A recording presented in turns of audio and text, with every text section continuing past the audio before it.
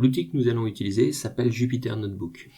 C'est un outil qui permet d'afficher soit du texte, des images, ou du code Python, comme par exemple ces instructions qui nous sont très utiles par la suite.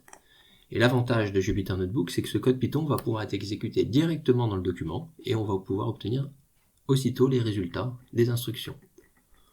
Pour vous montrer rapidement cet outil, nous allons aller dans le menu File, New Notebook, choisir Python 3 et voir un nouveau document vierge.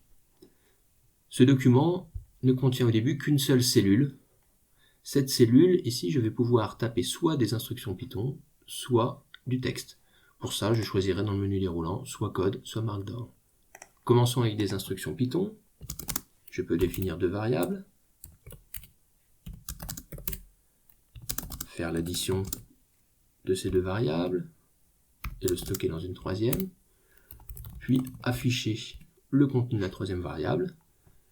Pour obtenir le résultat des instructions, je vais maintenant cliquer soit sur le bouton exécuter, soit un raccourci clavier très utile par la suite, c'est d'appuyer sur Shift Enter. On voit ici le résultat de l'addition. Si je fais une modification sur une des deux variables, le résultat reste le même pour le moment. Il va falloir que je réexécute l'instruction. Vous voyez d'ailleurs qu'il y avait un petit 1 qui s'était mis entre les crochets, qui signifiait que j'avais exécuté une seule fois la cellule. Si je clique sur réexécuter, je retrouve le résultat de la bonne opération et un chiffre 2 qui est apparu maintenant entre crochets. L'autre possibilité dans la deuxième cellule, c'est d'utiliser le mode Markdown dans lequel je vais pouvoir taper du texte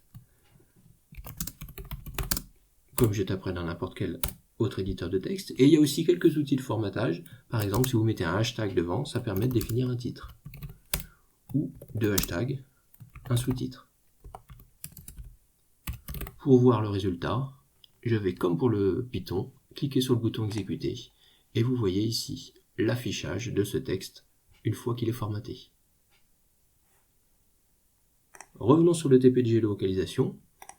Nous allons donc passer directement à la première cellule d'instruction et l'exécuter en cliquant sur le bouton exécuter ou sur le raccourci clavier Shift Enter.